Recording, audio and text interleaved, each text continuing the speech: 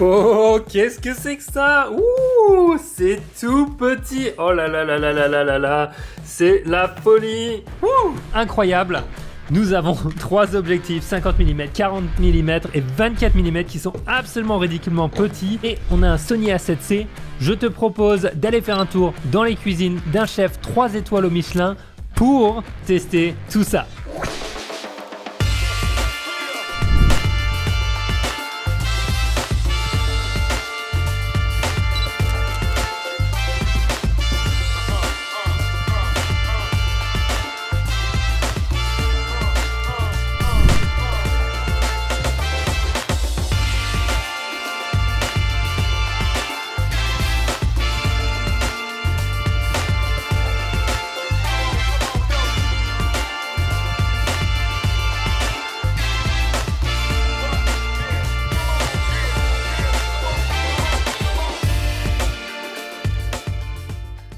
Allez hop, bienvenue les amis, bonjour, mon nom est Pierre, je suis un photographe d'aventure et de voyage et le créateur de la méthode de 30 jours pour des photos pro. La méthode qui te permet d'apprendre pas à pas de manière déconstruite comment prendre de meilleures photos quel que soit ton appareil. Bon, si tu veux plus d'informations, le lien dans la description. Premièrement, je tiens juste à remercier Michael Muse et Curtis Duffy de m'avoir laissé shooter dans les cuisines du restaurant Ever. C'était assez incroyable. J'ai reçu ces 3 petits objectifs pour avoir une première impression, pour les essayer et je vais devoir les renvoyer. Mais pour ça, je me suis dit, pourquoi ne pas les essayer dans des vraies conditions, un petit peu comme avec les objectifs quand je fais de la street. Mais je me suis dit, cette fois-ci, on va changer les choses, on va les rendre un petit peu plus épicés, on va aller dans une cuisine.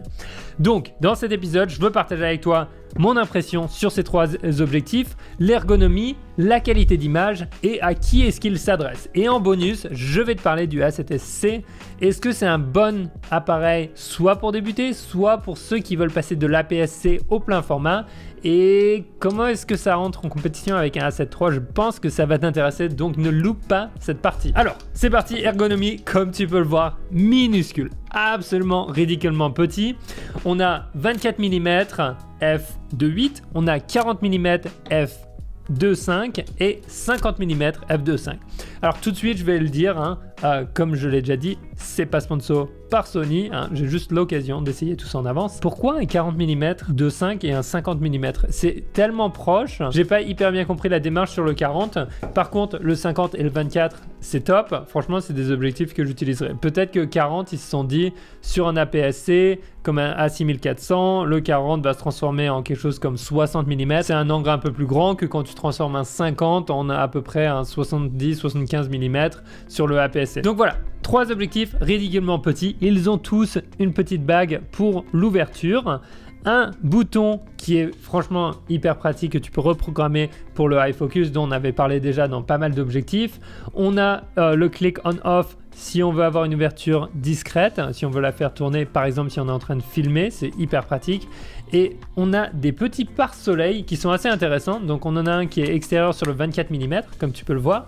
Et sur les autres, sur le 40 mm en fait et le 50, c'est un pare-soleil un petit peu interne. Je sais pas comment on appelle ça interne, mais comme tu peux le voir en fait, eh ben, il est extrudé, c'est vers l'extérieur et notre objectif est caché à l'intérieur. Ça m'a surpris au début, mais ça a l'air de marcher, donc tant mieux. Il s'adresse à des gens qui veulent quelque chose de tout petit, qu'on peut emmener partout. On est en voyage avec sa famille, on va à un événement avec ses parents, etc. Ou alors on fait de la photographie de rue et on veut être discret, ou alors on va shooter dans la cuisine d'un restaurant et on veut vraiment ne pas s'imposer. Je pense que c'est une taille d'objectif absolument essentielle. Est-ce qu'on a besoin toujours de shooter à 1.2 ou à f1.8?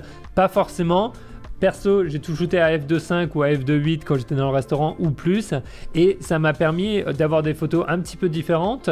Ça m'a permis de travailler différemment, d'aller dans des endroits où j'aurais peut-être pas pu accéder avec mon gros 50 mm ou avec un gros 16-35, et je pense que ça a vraiment sa place dans le monde de la photographie, et surtout ça a sa place pour ceux qui cherchent à avoir quelque chose de compact, parce que jusqu'à présent beaucoup de gens s'amusaient à se plaindre que les hybrides c'est bien, mais quand on met un objectif normal dessus, ça prend toujours énormément de place. Maintenant, il y a vraiment plus d'excuses, on a des tout petits objectifs et tout ça, ça tient dans ta poche, donc c'est un vrai avantage.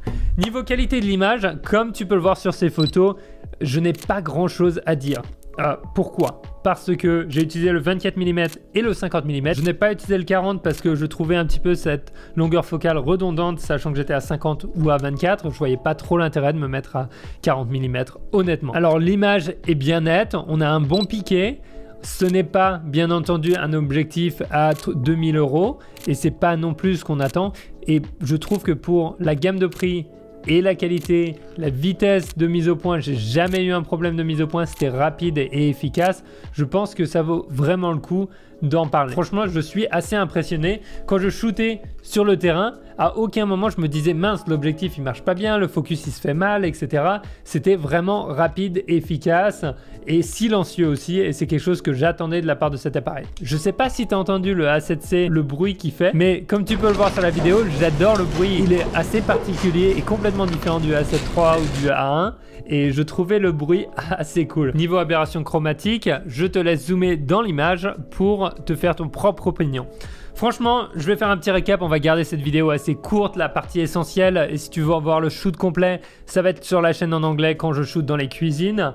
Mais qu'est-ce que je dois dire? Ce sont 3 objectifs qui vont s'adresser à tous ceux qui veulent garder quelque chose de compact, qui veulent du petit matos, qui veulent pouvoir le mettre dans leur veste et ne pas avoir à y penser. Je pense que c'est excellent. Ils avaient déjà sorti des tout petits zooms avec le A7C, mais là on a quelque chose avec un objectif avec une focale fixe et ça vaut vraiment le coup. Enfin, c'est vraiment un feeling un petit peu organique, un petit peu comme si on est en analogue, en film. J'ai vraiment eu du mal avec le A7C quand il est sorti parce que le tarif est vraiment élevé. Il est un petit peu moins cher que le A7 III, mais pas beaucoup, et il a des choses que le A7 III n'a pas. Oui, inversement. Donc la première chose, c'est que le A7 III n'a pas ce petit écran qui se retourne, et ça c'est un petit peu un désavantage pour ceux qui veulent faire de la vidéo. Le problème, c'est que le A7C qui peut filmer en 4K jusqu'à 30 images par seconde, mais pas à 60 images par seconde, et je pense que ça va être un désavantage pour certains. Donc c'est quelque chose dont il faut se rappeler. Oui, tu peux faire du 120 images par seconde en 1080, donc ça c'est toujours possible, mais on aurait aimé voir la 4K 60 images par seconde. Voilà. Et dernière chose par rapport au A7C, je suis pas là pour faire des détails techniques, mais vraiment franchement au niveau feeling, au niveau prise en main et au niveau shoot, c'était un vrai plaisir de shooter avec. Ça reste quelque chose d'hyper compact, d'agréable, donc je suis vraiment surpris de manière positive. On me l'avait envoyé pour que je le teste avant qu'il sorte et je l'ai même pas essayé à l'époque, et là je l'ai réessayé et franchement bon, je suis content de l'avoir fait. Maintenant, dis-moi un petit peu dans les commentaires, toi, si ça t'intéresse ces tout petits objectifs, si tu as un A7C, si tu l'as essayé ou si tu as un 6400, parce que je pense que ça va être une très bonne compétition, une alternative pour quelqu'un qui regarde un 6600 par exemple. On peut se dire, tiens, peut-être aller sur du plein format. Tu vas perdre quelques spécifications par rapport au A6004 ou au A6006 là-dessus, mais tu vas gagner le plein format. Donc, il faut voir en fonction de tes besoins qu'est-ce qui va rentrer le mieux en ligne. Voilà, j'espère que ça t'a aidé. Petite info, toutes les photos ont été éditées avec mes presets. Le lien est dans la description si ça t'intéresse d'éditer tes photos plus rapidement. Et maintenant, je te souhaite une excellente journée. Get out there, go shoot, try something different, try something new. On se voit dans la prochaine vidéo. Ciao!